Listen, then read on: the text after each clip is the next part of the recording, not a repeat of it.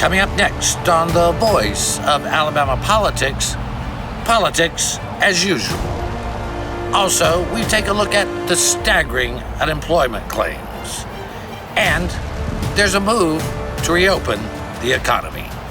Toga, toga, toga, toga, toga, toga, toga, toga, toga, toga. Don't get crazy. It's still a pandemic. All this and much, much more coming up next on The V.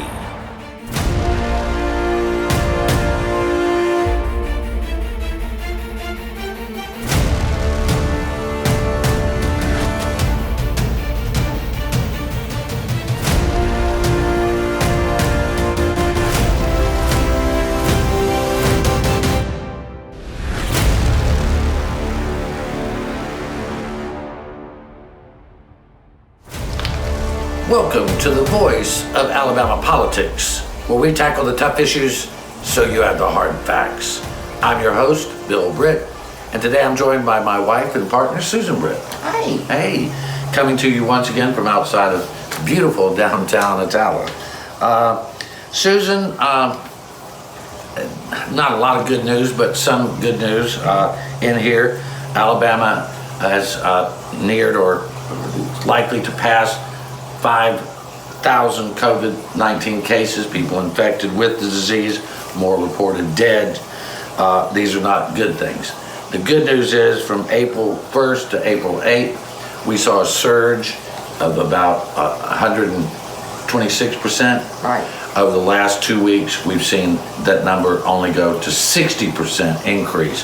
While that's positive, we could be looking at a surge. This is a prediction again. These are all predictions. These are not reality yet. That we could see a surge in cases over the next week or so. Yeah, because they didn't predict the peak to actually be, finished until the end of next week. Right. Which I also have to wonder how these tests, the lack of them, we've had a lack of tests, how that's relating to the numbers. And also, let's not forget that the Theodore Roosevelt, the naval ship, has about 4,000 inmen in it, is testing 60% positive with no symptoms. Right, the USS Theodore Roosevelt, the ship that was at sea, they have now tested the seamen on board, and they found that 60% were positive, asymptomatic. So that, I don't know. I don't want to be bearing bad news, but we've got to keep this in mind. Right. Just because the numbers are declining does not mean we can't stay safe. Well, unfortunately, we've tested less than 1% of Alabama's population. So to make predictions on testing of 1% is kind of dicey at best. But the stay at home order has only been in place in reality for about 2 weeks. Correct. However, Governor Ivey earlier this week said that any decision to open up the state would be based on medical health issues first and then business concerns later. She said that to pretend things are back to normal is not the case. Right. It's absolutely foolish for people to think that anything is even close to normal right now. No, it's not close to normal. I mean, we see it in our everyday lives, but we've still got to treat this as we've been treating it. We've got to keep social distancing. People need to stay at home when they can. It's just imperative to the health of our state. One of the reasons we're in as good a shape as we're in, and if you think nearly 200 Alabamians dead as being in good shape, No. That's all good as long as you're not the one doing the dying or the one losing a loved one. So we have to realize, and this is a serious illness. People die, but people also get sick, and very sick. While a lot of people do recover, thankfully more than will die, it's still a reality. Lieutenant Governor Ainsworth came out today or this week with the recommendations from his commission that was to give recommendations on when the state could reopen. And Susan, listening to Lieutenant Governor Ainsworth, he is a very good leader. He is. He is strong, he's independent, he will try to do the right thing. However, I will say I was a little taken aback at how aggressive this commission, now this is not just Lieutenant Governor Ainsworth, this commission. This is the Alabama Small Business Commission. Came back with recommendations that I think are very aggressive. They are very aggressive, and let me run over some of them right quick. One of the things he pointed out is the Small Business Association is out of money at this time, and this is the commission's recommendations to Ivey. Now, she has to sign off on this, but he wants to start off with small retail stores can operate under the guidelines of, same as the big box stores, right, which is retail at 50% capacities, doors and exits with sanitation stations, marked checkout lines so that they have to stay 6 feet apart. Restaurants, guests. Before we jump into the restaurant thing, one of the logic behind the small businesses, you take somewhere like the Locker Room in Montgomery, right, and Auburn. All right, they sell clothes. Right. Right now, people are allowed to go to Walmart or big box store, and if they have clothes there, they can buy them. Right. The case was made, and we ran an op-ed about this, that a store like the Locker Room, they only sell clothes. Why shouldn't they be allowed to stay open? They have fewer employees. Right. They can social distance much easier. So that was kind of the logic on the retail. Now to restaurants, where I find less logic. Yeah, it gets a little crazier from here. Restaurants, guests got to be 6 feet apart, only 6 guests per table, limited waiting area, and all services extra sanitized. Now it gets a little crazy here. Close contact services, barbershops, hair salons, nails, tattoos, tanning, waxing. The employees have to wear the masks, no waiting areas, and it's by appointment only. I think that if you really desperately need a tattoo during this shutdown, you probably have more problems than just worrying about getting sick. Right, and I understand that these employees need to go back to work. I understand that because too. we know some of these people, but I think this is a little too soon, because they're wanting all these open now. They're wanting them open before the end of the order at the end of this month. Right. Okay, and also included in that now order are the child care facilities, limiting them to 11 children and running CDC guidelines. You're not going to keep toddlers 6 feet apart. It's not going to happen. Not going to happen. One of the other things that they mentioned are dentists and optometrists. Yeah, they come in May 1st. They would come in May 1st.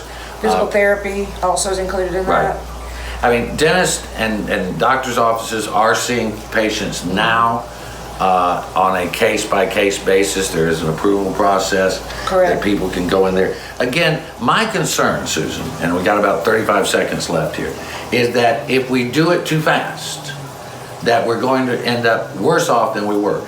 I know in the president's recommendations, some of the things that he came out with, well, one, we have to do more testing.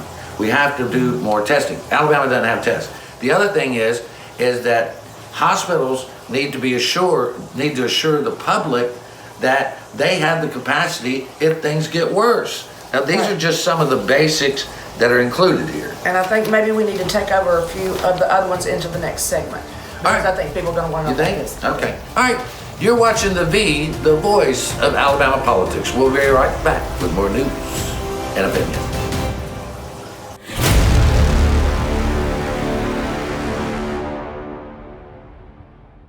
With coronavirus spreading, people at higher risk must take extra precautions. You are at higher risk if you're over 65, or if you have an underlying medical condition like heart disease, chronic lung disease, diabetes, or if your immune system is compromised for any reason. If you're at higher risk, stay 6 feet or 2 arm lengths away from others. Better yet, stay home if you can. The choices you make are critical. Please visit coronavirus.gov for more information.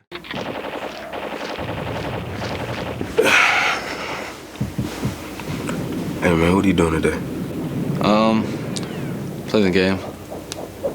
Thought I'd go out for a drive later maybe. Text some friends while I'm doing it. Scroll through social media.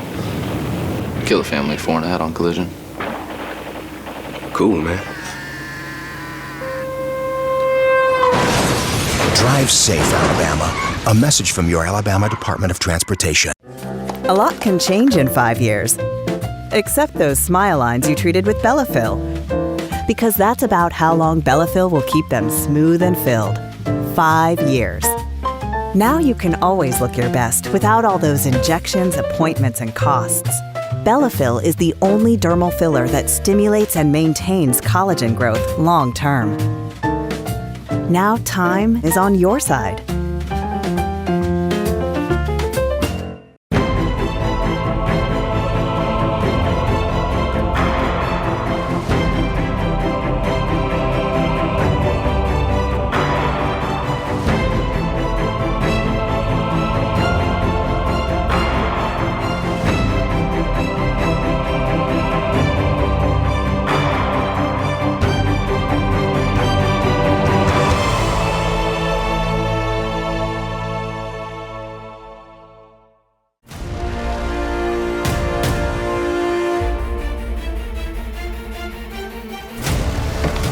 welcome back to the V, the voice of Alabama politics. Susan, there was so much to get through on the Lieutenant Governor's commission, their report.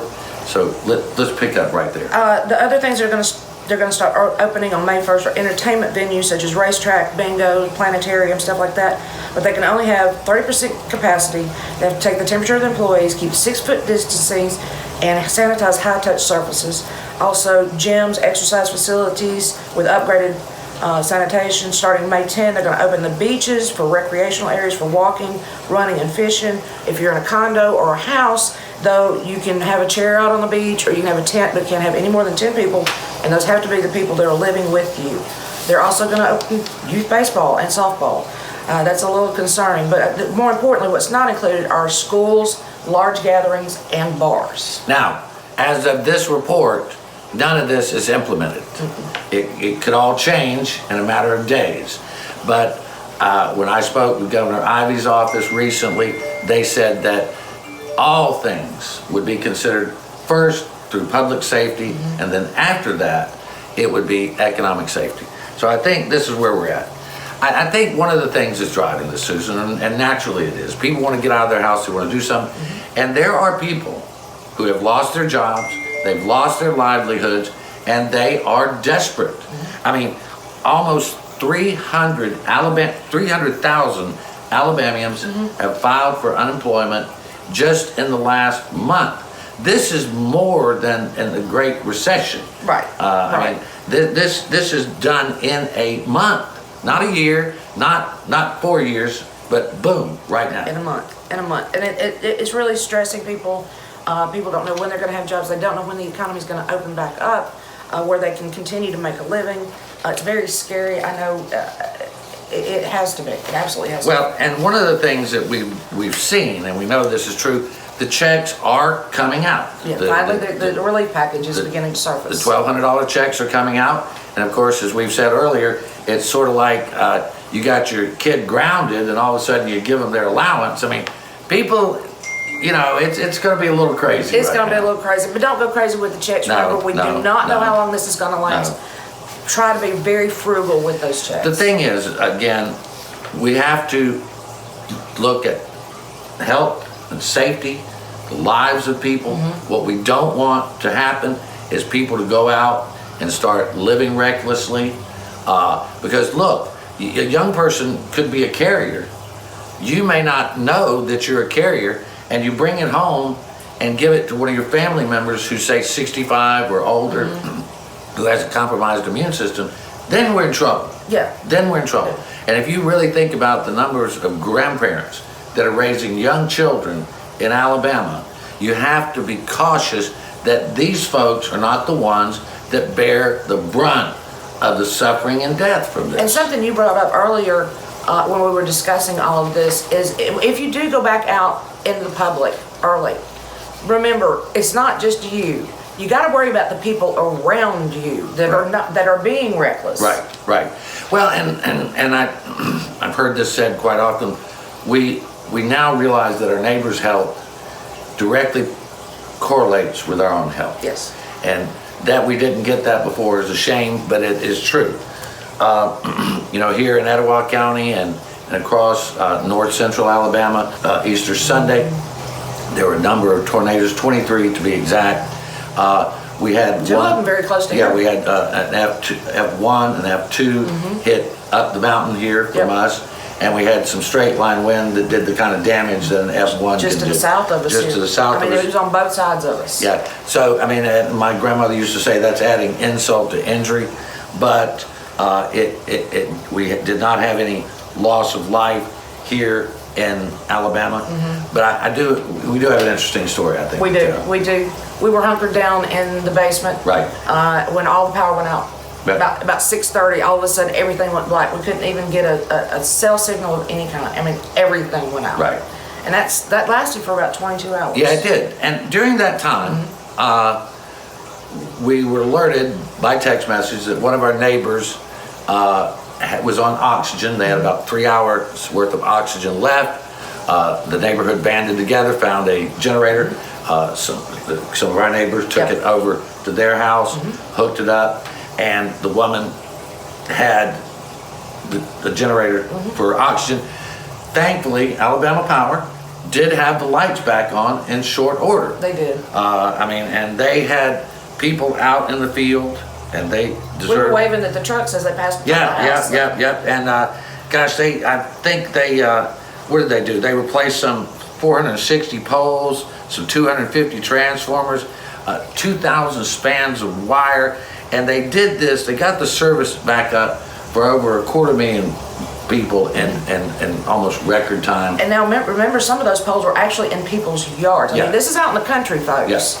So we're talking about our poles. We have 2 in the yard to get it up from the road. Right. So that's some fast work. So they did an admirable job. This again is tornado season in Alabama. We all have to be mindful of the weather and just mindful of our neighbors. You know, our neighbors here banded together to make sure that one of our other neighbors had the oxygen that she needed to stay alive, and we appreciate that. 2 Alabamians this week were pouring into President Donald Trump's task force, the Great American Economic Revival Industry Group, which is his group that's making recommendations on reopening the economy, and that was Condoleezza Rice and Mark Crosswhite of Alabama Power. Yeah, Condoleezza Rice, who the Birmingham native, former Secretary of State, assistant to George Bush, and a wonderful Alabamian, Mark Crosswhite, head of Alabama Power. Susan, again, we continue to see neighbors come together for neighbors. We see our businesses that are open doing everything they can to do, and we see the good people of Alabama volunteering everywhere they can to make sure that our state stays safe, that all of our people are protected, and that's really what it's all about. It is what it's all about. In fact, one of our folks this week said one of his first jobs was at Publix, and he thought that was a very unimportant job until now. That's right. You're watching the voice of Alabama politics. We'll be right back with more news and a bit.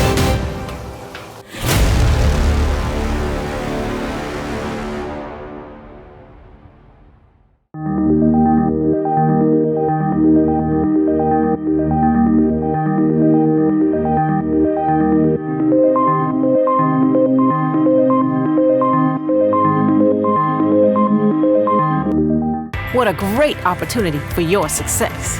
Adding 500,000 highly skilled employees to our workforce by 2025 is how we stay ahead in Alabama. Our economy is stronger than it's been in years, and a skilled workforce is more important than ever. Things move fast, so choose your path. Your success is waiting, plus a great future for Alabama. Success Plus. Go for it.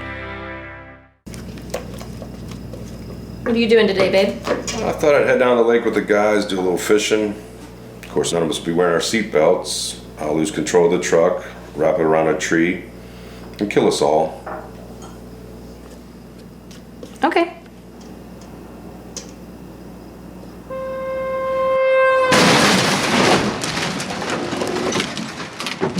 Drive safe, Alabama. A message from your Alabama Department of Transportation.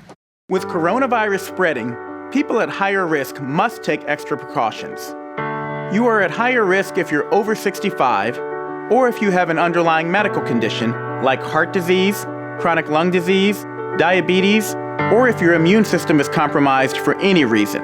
If you're at higher risk, stay 6 feet or 2 arm lengths away from others. Better yet, stay home if you can. The choices you make are critical. Please visit coronavirus.gov for more information.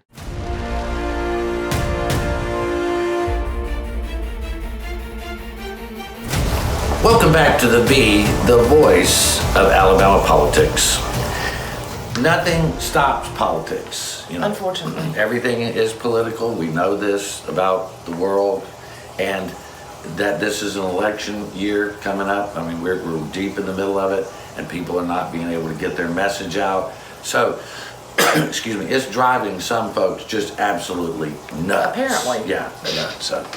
Jeff Sessions, former Trump Attorney General, and Former senator from here. He keeps trying to find ways that he can get his name in a headline, and it happens. First off, he was going after China. He wanted us to investigate China for what they've done. Then he wants us to defund the World Health Organization, and now he wants us to stop legal immigration until the economy comes back and jobs reach 3.5% unemployment again. Susan? I mean, please, just stop. Just Yeah. stop already. Okay. I mean, you already wanted to stop illegal immigrants coming to the country back, a couple of years ago. Also, don't forget, this was the idea was to separate the families, Yeah. put them in cages and all of this. This is a little too much right now. Just calm down. I mean, this is the policies that he is advocating. I know. They're the policies that President Trump took after, and President Trump's not a fan anymore. But I will say this, it plays well to the base. But when you're sitting here saying, well, let's go after China, let's go after the World Health Organization, to me, it's very much like, a family is driving along in their car. The tire blows out. The husband is thrown from the car. The family hurls into a lake. And he's sitting on the bank watching his family drown and goes, I need to sue these people. I better sue, instead of getting in the water and getting something done. Yeah. That's what it sounds like. This is a time we need to be coming together Yeah. and not Yeah. divisive Yeah. and trying to drive people apart. This is not the time for this. I mean, the Democrats on the other side are pushing for expanding Medicaid, and this might be a good time to do it. We use the health care right now. Well, I think this has gotten everybody's attention Yeah, a it little does. bit. But I don't think it matters in Alabama, because it's still Obamacare. It's terrible. I mean, our Attorney General is still suing to have the complete Affordable Care Act overturned. He's one of those Attorney Generals who's doing that. I mean, Steve Marshall has done a couple of good things during this crisis, but he still is following the Republican line. I don't see that all happening, but it could.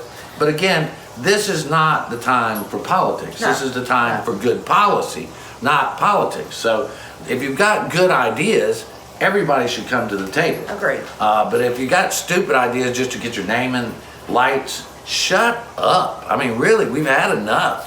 And again, it's just the fact that they can't stand it, Susan. They can't stand it. They want to be in the limelight.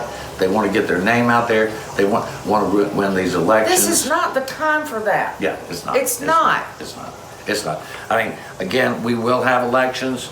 I think the people of Alabama have about some 80 days to request an absentee ballot so they can vote from home. The Secretary of State has made it clear that all you have to do is check on your absentee ballot that you have a health issue that would keep you from voting in person, and they will accept that.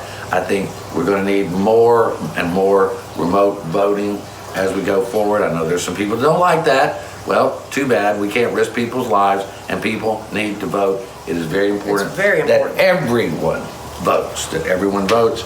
So there is a provision for that here in Alabama. I guess the thing that stays on my mind, even as we're isolated, is how are folks doing? How are you doing? How's your family doing? It's not ridiculous for Southerners goes, well, how's your mom and them? Yeah. Well, that's very much part of our culture. Yeah. And being separated now, it makes everybody worrisome because you worry about your neighbors, you worry about your family. Yeah. That's just part of our culture. I mean, we have been self-quarantined for 3 weeks. 4 weeks. 4 weeks. So we self-quarantined in Montgomery before we ever I started. didn't count that because we had to drive home. Well, that's true. We've been self-quarantined here for 3 weeks, yeah. But, and we did go to take the show, but we haven't done that. But during At least you stopped counting 14 days from everybody that comes to the door. Yeah, that's true. I mean, again, everything we get delivered, if possible, other stuff we just do without. We are here. And like a lot of Alabamians, we've gone from being hunkered down to being cooped up. And there's a big difference between being hunkered down and cooped up. Because when you're hunkered down, you're in defensive mode. When you're cooped up, you're like, oh God, one more day. And every day is the same. Nothing changes much. And we're busy working. But I worry about all our folks, the healthy, the people in need. And we all need to be mindful that there are people in need. And even people that are at home dealing with this daily grind of monotony, A lot of people are not working. A lot of people don't know what to do. I mean, And they're stuck at home with their kids 24/7. That's true. You and I have been stuck with each other for 31 years. That's true. We're used to talking to each other. Right, Yeah. right. And we do live on a farm where we can get out, we Yeah. can get outside and do things do. without getting in proximity to anybody Yeah. else. I mean, our closest neighbor's 200 yards that way. Yeah, too close. They didn't used to be that close. Something happened. But the thing is, we're used to being with each other and talking to each other. Right. But I know you and I both, you stay in touch with folks on Facebook and through text. I, excuse me, I make several calls a day and text a day and just reach out and remind people that I remember them, that I'm thinking about them. And I know when that happens to me, it really is amazing how much that helps you get through that day, that somebody remembered that you were alive. You know, it's a very important thing because even though our bodies are isolated, we are all out here sort of semi on our own, our hearts and our minds are not bound. No. You know, the small little gifts that we can do to let other people know that they're important, those are not on restriction. Call somebody you haven't talked to in a while. Yeah. And just spend a minute. Hey, I just heard this, I read this report where there are these old flings kicking up over Really? the internet. Yeah, I don't Anyway, we want to thank you for watching us. We also encourage you to stay safe, be strong, and have hope.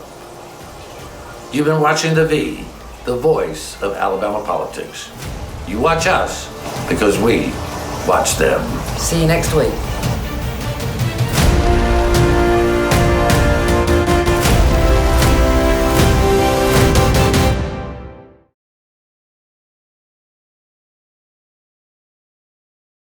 Woo!